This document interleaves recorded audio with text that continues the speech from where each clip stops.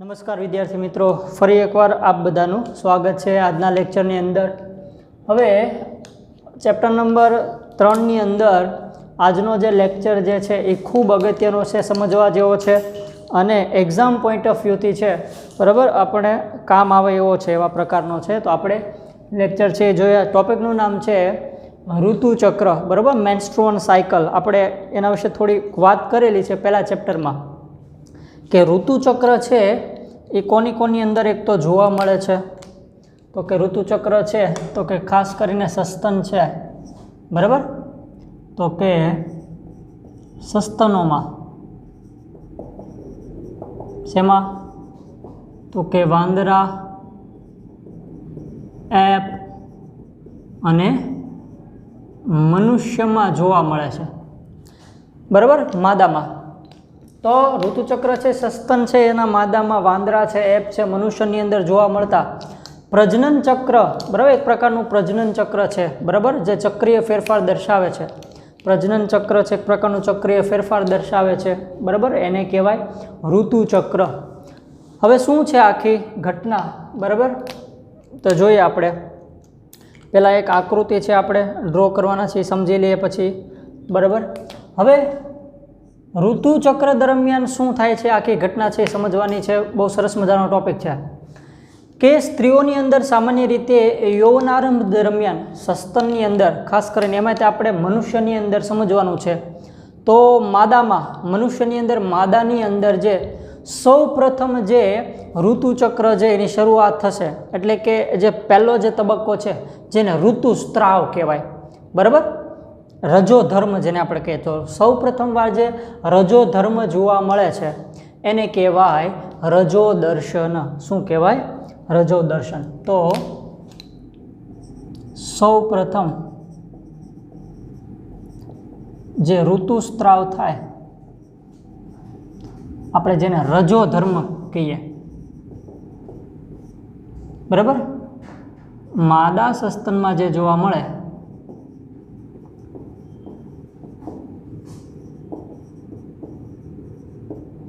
તેને શું કહેવાય?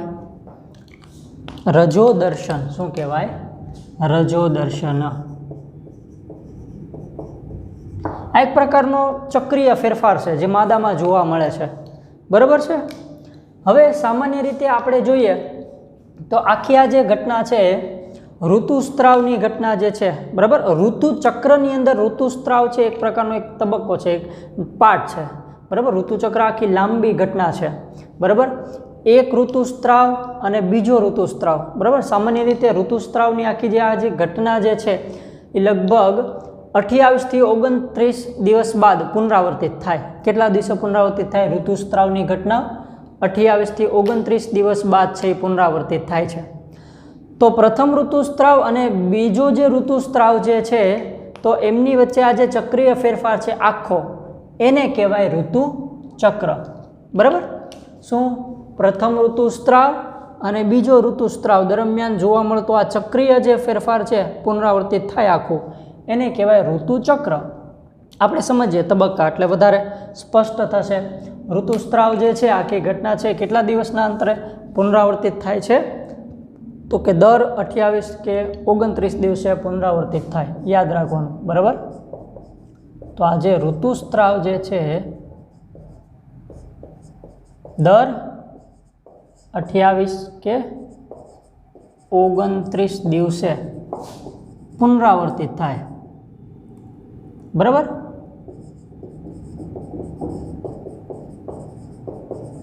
તો પ્રથમ ઋતુસ્ત્રાવ અને એની પછીનો ઋતુસ્ત્રાવ છે એ દરમિયાન આખો જે ચક્રીય ફેરફાર જોવા મળે એ આખા ચક્રને કહેવાય ઋતુચક્ર, બરાબર। હવે શું થશે તો કે જ્યારે ઋતુચક્ર શરૂ હશે ત્યારે ઋતુચક્રના મધ્યમાં એટલે કે અંદાજિત 14મા દિવસે છે અંડકોષ છે એ મુક્ત થાય છે। આવી જે ઘટના છે એને કહેવાય અંડકોષપાત, બરાબર, સમજો। શું? ઋતુચક્ર દરમિયાન શું થશે તો કે ઋતુ ચક્રના મધ્યમાં આખું ઋતુચક્ર છે, બરાબર। ઋતુચક્ર એટલે શું? તો તો કે એક ઋતુસ્ત્રાવથી બીજો ઋતુસ્ત્રાવ છે એ દરમિયાન જોવા મળતો ચક્રીય ફેરફાર એ આખું છે એ ચક્ર છે. તો આ ઋતુચક્રના મધ્યમાં લગભગ આપણે કીધું 28 થી 29 દિવસ સુધી ચાલે, બરાબર. તો ઋતુચક્રના મધ્યમાં એટલે કે લગભગ 14મા દિવસ દરમિયાન શું થશે તો કે અંડકોષ છે એ મુક્ત થશે. એ ઘટનાને અંડકોષપાત કહેવાય. આપણે સમજાતા અને આજે આપણે થોડુંક સમજવાના. ફરીવાર ઋતુચક્રના મધ્યમાં એટલે કે 14મા દિવસે શું થશે? અંડકોષ મુક્ત થાય. આ ઘટનાને શું કહેવાય તો કે અંડકોષપાત. બરાબર. હવે ચાલો આપણે સમજીએ આખી ઘટના છે એ શું છે, કેટલા તબક્કામાં ઋતુચક્ર છે એ બરાબર ડિવાઈડ થયેલું છે. તો ઋતુચક્ર છે એનો સૌથી જે પહેલો તબક્કો છે એ છે ઋતુસ્ત્રાવ તબક્કો. કયો તબક્કો છે? ઋતુસ્ત્રાવ તબક્કો. સામાન્ય રીતે 3 તબક્કા છે: ઋતુસ્ત્રાવ તબક્કો, પુટિકીય તબક્કો, બરાબર છે, લ્યુટિયલ તબક્કો. તો આપણે જોઈએ ઋતુચક્ર છે કેટલા તબક્કા છે, એની 3 તબક્કા. બરાબર. આપણે આકૃતિ દોરીને પણ સમજીએ. ઋતુચક્ર કેટલા તબક્કા છે એની અંદર? 3 તબક્કા. બરાબર. ક્યાં ક્યાં? પહેલો તબક્કો છે ઋતુસ્ત્રાવ તબક્કો, બરાબર. બીજો તબક્કો છે પુટિકીય તબક્કો.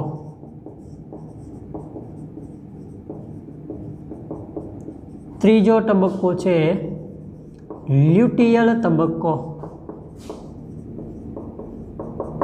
રેડી? ચાલો હવે આપણે પહેલા આકૃતિ છે એ ડ્રો કરી લઈએ, બરાબર, એટલે તમને વધારે છે એ ખ્યાલ આવશે. ઓકે.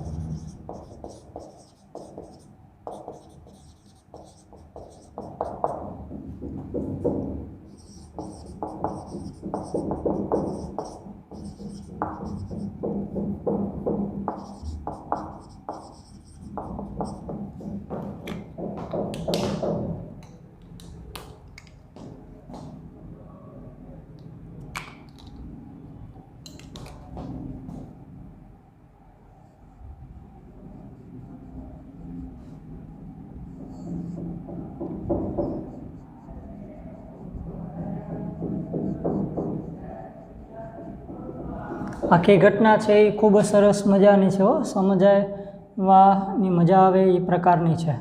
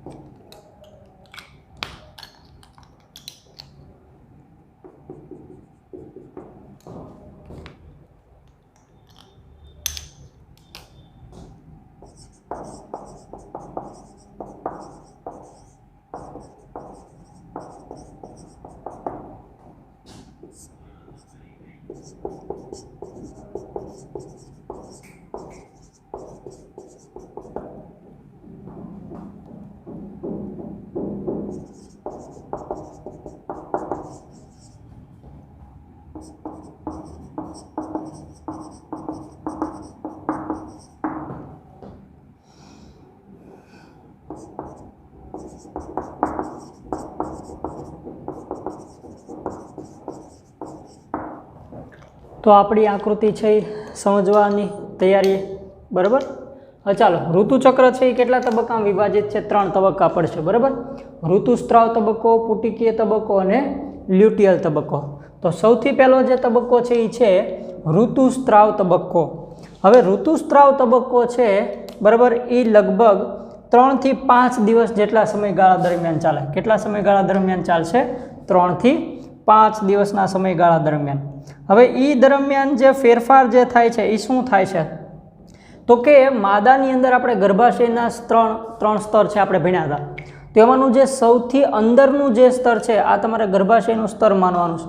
તો ગર્ભાશયનું અંદરનું જે સ્તર છે બરાબર, સૌથી અંદરનું સ્તર કયું હતું તો કે એન્ડોમેટ્રિયમ. એન્ડોમેટ્રિયમ છે એ તૂટે છે, હારવાર રુધિરવાહિનીઓ તૂટે છે. હવે એટલે શું થાય કે ગર્ભાશયનું અંદરનું સ્તર તૂટે છે, રુધિરવાહિનીઓ તૂટે છે, એટલા માટે અંદરમાંથી રુધિરને એક પ્રકારનું એની સાથેનું જે બીજું પ્રવાહી છે એ યોનિ માર્ગ મારફતે બહાર આવી જાય છે બરાબર. તો આ જે સૌથી પહેલો જે તબક્કો જે છે ઋતુચક્ર દરમિયાન જોવા મળે છે બરાબર, એ છે આ કયો ઋતુસ્ત્રાવ તબક્કો. કેટલા દિવસ સુધી ચાલશે પહેલો તબક્કો? 3 થી 5 દિવસ દરમિયાન. તો હવે શું થયું, ગર્ભાશયનું જે અંદરનું સ્તર જે છે બરાબર એ તૂટ્યું બરાબર, અને શું થયું તો કે આ પ્રકારનું પ્રવાહી છે એ બહાર આવી ગયું. હવે સ્વાભાવિક છે ગર્ભાશયનું સ્તર તૂટી ગયું છે તો એને ફરીવાર પાછું પણ છે આપણે પુનઃ શું કરવું પડશે, પ્રસારિત કરવું પડશે, એટલે કે એનો ફરીવાર એનો વિકાસ કરાવવો પડશે. હવે એક વસ્તુ યાદ રાખવાની છે કે જો ઋતુચક્ર જે છે બરાબર એની ઘટના જોવા મળતી નથી તો એને ગર્ભધારણની અચૂક નિશાની માનવામાં આવે. એટલે કે જો ઋતુચક્ર છે એ જોવા ન મળે બરાબર, આ પ્રકારનું મેન્સ્ટ્રુઅલ સાયકલ થતું નથી, એનો મતલબ ગર્ભ રહી ગયો છે બરાબર, એવું માનવામાં આવે છે. પણ એવું જરૂરી નથી. અમુક સ્ત્રીની અંદર અમુક કન્ડિશન એવી પણ આવે છે કે જેના કારણે છે ઋતુચક્ર નથી થતું. ઉદાહરણ તરીકે હું તમને વાત કરું તો જ્યારે સ્ત્રી જે છે એ તણાવની પરિસ્થિતિમાં હોય, એને ખૂબ ટેન્શન હોય, આ પ્રકારની પરિસ્થિતિ હોય, પોતે અસ્વસ્થ હોય, તો આવી બીજી પરિસ્થિતિઓ છે એ દરમિયાન પણ ઋતુચક્ર છે એ જોવા મળતું નથી બરાબર. એટલે એ તબક્કા દરમિયાન છે એની અંદર શું થાય, ફેરફારો જોવા મળે છે. અને અમસ્તુ અત્યારે જે પર્યાવરણમાં બધો જે ફેરફાર થાય છે એના કારણે એની અંદર ઘણી બધી આ પ્રકારના ફેરફારો અત્યારે જોવા મળેલા છે. તો ચાલો, ઋતુચક્રનો પહેલો તબક્કો છે ઋતુસ્ત્રાવ તબક્કો. હવે જે બીજો તબક્કો શરૂ થાય છે એ છે પુટિકીય તબક્કો. કયો તબક્કો છે? પુટિકીય તબક્કો. હવે પુટિકીય તબક્કા દરમિયાન શું થશે તો કે પુટિકીય તબક્કા દરમિયાન શું થાય તો કે આ ગર્ભાશયનું જે સ્તર જે છે તૂટ્યું હતું એ ફરીવાર પુનઃ પ્રસારિત થશે. એટલે જો ધીરે ધીરે આ રીતે ગ્રાફ ઊંચો બનાવ્યો છે કે હવે ધીરે ધીરે ગર્ભાશયનું સ્તર છે એ પુનરાવર્તિત છે બનવાની શરૂઆત થશે. એ સમય દરમિયાન બીજું શું થાય, પુટિકીય તબક્કા દરમિયાન છે શું થાય તો કે અંડપિંડની અંદર, અંડપિંડમાં ઓલી યાદ કરો શું થાય તો કે પ્રાથમિક પૂર્વ અંડકોષની બધું તો પ્રાથમિક ઓલી પુટિકાની બધું બરાબર. તો પ્રાથમિક પુટિકા જે એ ધીરે ધીરે વિકાસ પામી અને ગ્રાફિયન પુટિકામાં ફેરવાશે. કયા તબક્કા દરમિયાન? પુટિકીય તબક્કા દરમિયાન બરાબર. ઓલી જે આપણી પ્રાથમિક પુટિકા હતી ધીરે ધીરે વિકાસશીલ પુટિકામાંથી શેમાં ફેરવાશે? ગ્રાફિયન પુટિકામાં ફેરવાશે બરાબર. કયા તબક્કા દરમિયાન? પુટિકીય તબક્કા દરમિયાન. બીજું શું થાય, ગર્ભાશયનું જે સ્તર છે એ પુનઃ પ્રસારિત થાય. તો વિચાર કરો અહીંયા આગળ બે પ્રકારના ફેરફાર છે શરૂ થયા, એક ગર્ભાશયના અંતઃસ્તરની અંદર અને બીજું અંડપિંડની અંદર આ જે ઓલો પુટિકાના વિકાસમાં. તો આવો જે વિકાસ જે થાય છે, આવો જે ફેરફાર છે એ કોના કારણે થાય તો હવે આપણે એ સમજીએ. તો આવા પ્રકારનો જે ફેરફાર છે એ પિટ્યુટરીના અંતઃસ્ત્રાવો અને અંડપિંડના અંતઃસ્ત્રાવોની જે માત્રામાં જે ફેરફાર થાય છે એના સ્ત્રાવની, એના કારણે પ્રેરાય છે. કોના કારણે આવો જે ફેરફાર થાય છે? ગર્ભાશયના જે સ્તરમાં પ્રસારિત થવું અને પુટિકાના જે વિકાસની પ્રક્રિયા જે છે બરાબર, તો એ કોના કારણે પ્રેરાશે તો કે પિટ્યુટરી ગ્રંથિના અંતઃસ્ત્રાવોની અસર હેઠળ અને અંડપિંડના અંતઃસ્ત્રાવની અસર હેઠળ પ્રેરાશે. સમજીએ ચાલો. યાદ કરો ઓલા ગોનેડોટ્રોફિન નામના અંતઃસ્ત્રાવ બે ક્યાં યાદ કરો તો કે પહેલો છે LH, બીજો કયો છે FSH બરાબર. LH એટલે એનું નામ કયો? ફોલિકલ સ્ટિમ્યુલેટિંગ હોર્મોન બરાબર ને, રેડી. અને FH નું નામ યાદ છે ને બધાને? સો LH એટલે લ્યુટિનાઇઝિંગ હોર્મોન.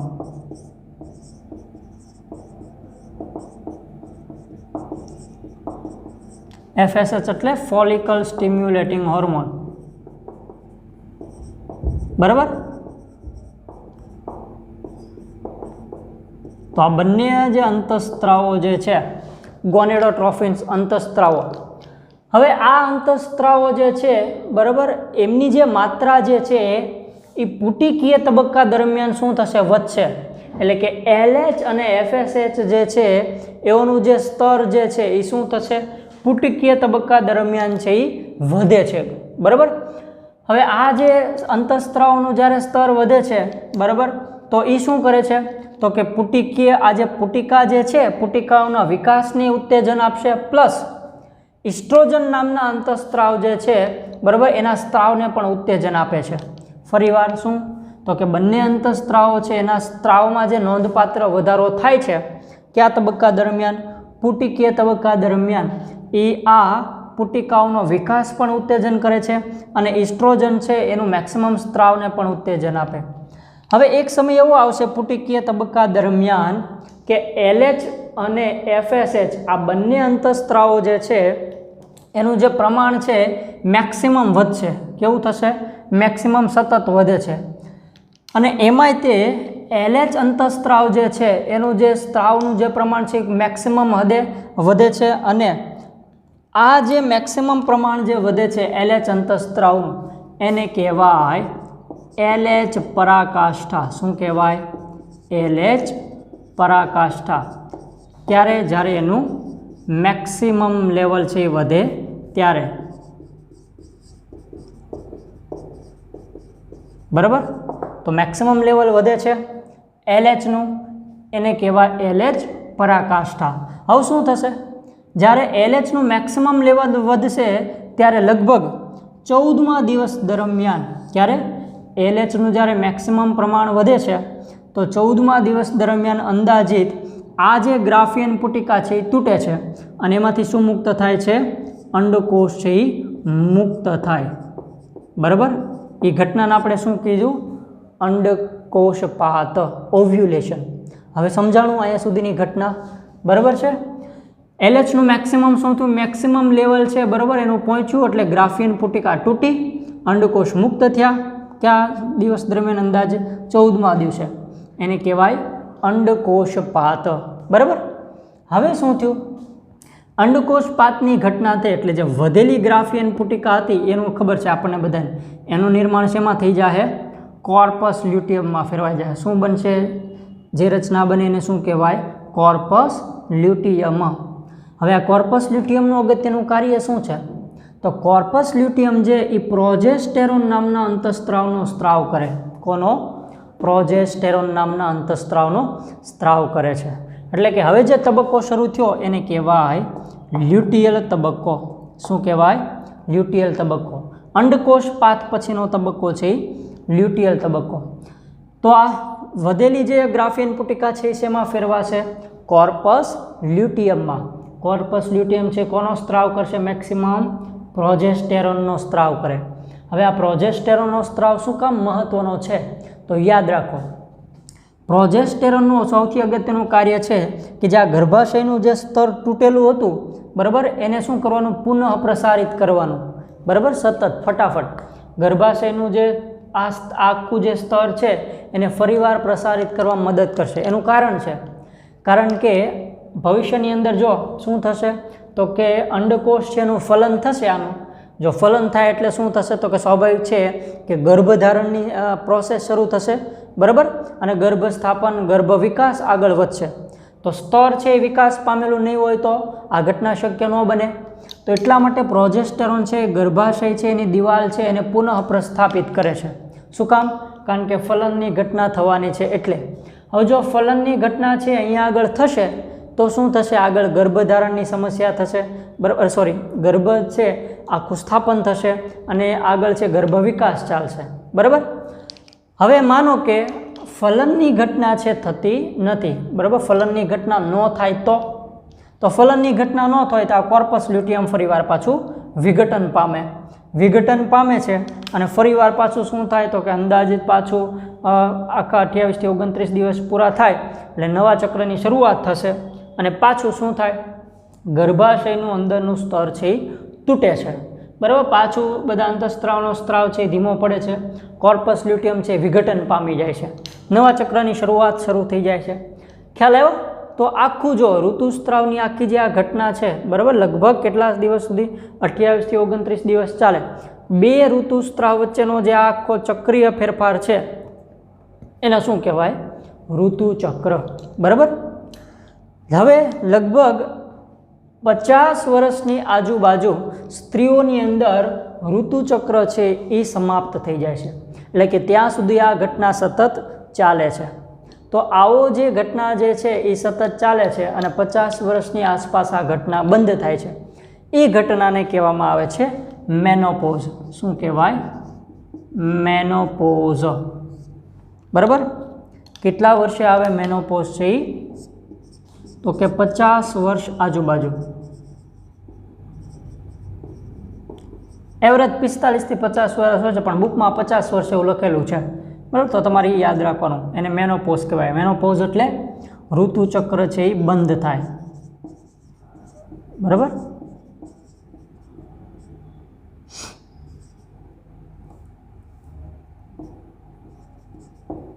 રેડી? તો એનો મતલબ એવો છે કે ઋતુચક્ર જ્યાં સુધી જોવા મળશે ત્યાં સુધી છે શું? તો કે સ્વાભાવિક છે કે ગર્ભધારણ જે છે ફલનની શક્યતાઓ રહેશે, કારણ કે સ્વાભાવિક છે કે અંડકોષ એ સમય દરમિયાન મુક્ત થતા રાખશે. બરાબર. અને ફલનની શક્યતાઓ રહે છે. નો ડાઉટ કે ખૂબ ઉંમર વધી જાય પછી એ શક્યતા ઘટે છે, પણ એક રીતે આપણે કહી શકીએ કે પ્રજનન ચક્ર છે ત્યાં સુધી શરૂ રહેશે. તો આ આખો જે ઘટના છે આપણામાં જોવાની તમારે હતી એ ઘટના છે ઋતુચક્ર. ફરીવાર 3 તબક્કા: ઋતુસ્ત્રાવ તબક્કો, પુટિકીય તબક્કો, લ્યુટિયલ તબક્કો. ઋતુસ્ત્રાવ દરમિયાન છે અંદરનું સ્તર તૂટે, રુધિરવાહિનીઓની મુક્ત થાય છે, બધું યોનિ માર્ગ મારફતે એક પ્રકારનું પ્રવાહી બહાર નીકળે છે. બરાબર. પુટિકીય તબક્કા દરમિયાન હવે ગર્ભાશય પુનઃ પ્રસ્થાપિત થવાની શરૂઆત થશે. બરાબર. અંડપિંડની અંદર પુટિકાઓ વિકાસ થાય અને ગ્રાફિયન પુટિકામાં ફેરવાશે. બરાબર. એ સમય દરમિયાન તો કે આવી ઘટના શું કામ થતી? તો કે પિટ્યુટરીના અંતઃસ્ત્રાવ અને અંડપિંડના અંતઃસ્ત્રાવની માત્રામાં ફેરફાર થાય.